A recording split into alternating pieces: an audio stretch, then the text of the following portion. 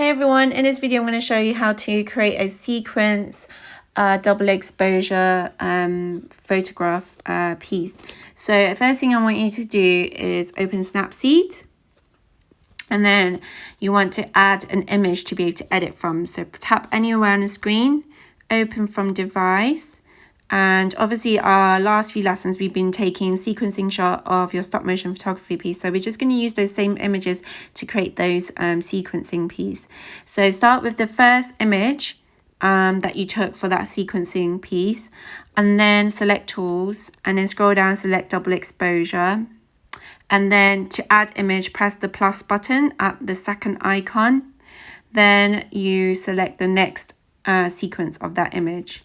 The tent here allows you to adjust the kind of blending of those images, which is called blending options.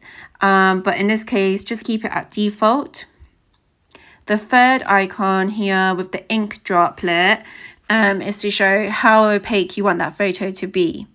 Now, if you go higher, it will show that second photo more. If you go lower, it will show the first photo more.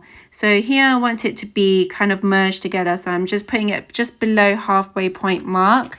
For you, it might be different because all the lighting your lighting of the photo would have been taken differently. Okay, so then I press tick once I'm happy with that. Right, next, don't forget to take screenshots, so make sure you are doing that.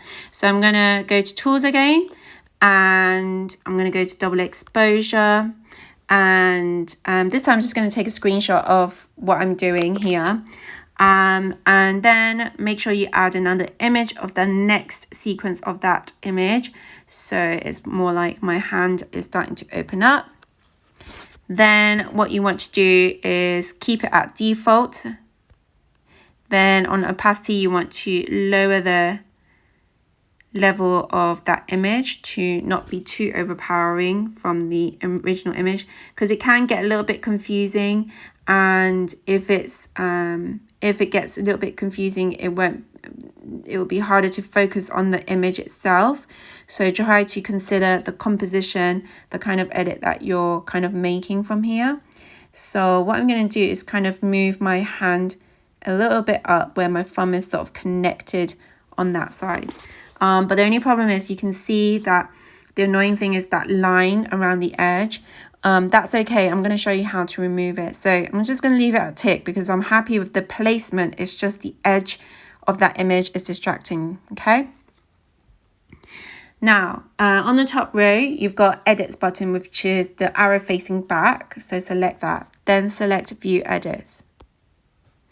Right, so I'm just going to do a screenshot now. So make sure you're throughout the editing process, you're taking screenshots. Now on here, you've got the brush tool in the middle, which is a layer mask. So layer mask has got that square and that brush tool. Okay, so press that middle button. Right, now you can't see that layer because it's hidden. So to make it reveal itself, just press the invert button, which is the second icon from the left. Now you can see that layer, and you can see the arrows, the numbers drop down to 0, and this gives you the opportunity to remove anything you don't want to show.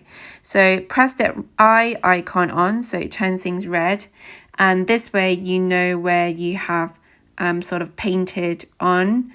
And because it's on 0, you're currently painting it at this sort of clear kind of paint, so that it removes some of the things that you don't want to show. I'm going to zoom in a little bit because when you zoom in, it creates a more sharper edging kind of detail. So you can see when you zoom in, it becomes less bigger of a brush.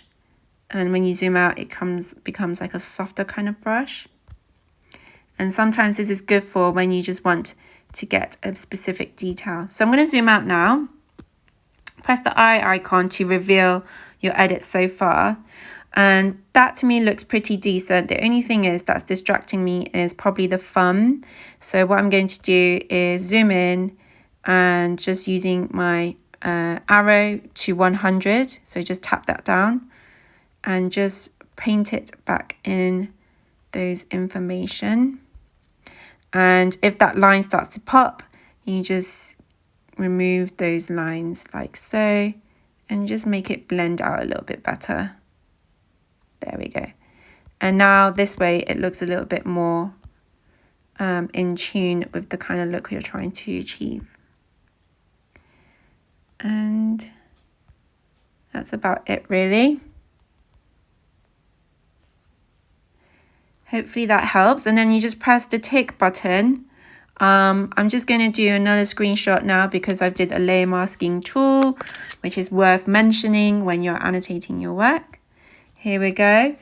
And then the last step, once you've added all your sequence images, you don't need to add every single image as long as it's showing some kind of motion and movement. And then once you've done that, you want to use tune image, brighten the image, adjust the overall look of the image, and so forth. So use tune image. Try to use some of the filters if you think that will help. So example, vintage is a good one. If not, you can use Noir to turn it to black and white style photography. And that creates that sort of ghostly kind of look, which is quite interesting as well. And then once you're happy with it, you want to start saving your work. So go to export, save a copy, and that's it. Okay, so make sure there's 4 screenshots, save a copy of your work as always, and making sure that you use the layer masking tool to remove any edges that is not doesn't create an aesthetic appeal to your photo overall edit, and making sure that it shows some kind of motion and movement from the sequencing photos you're adding in. And that's it. Thanks everyone.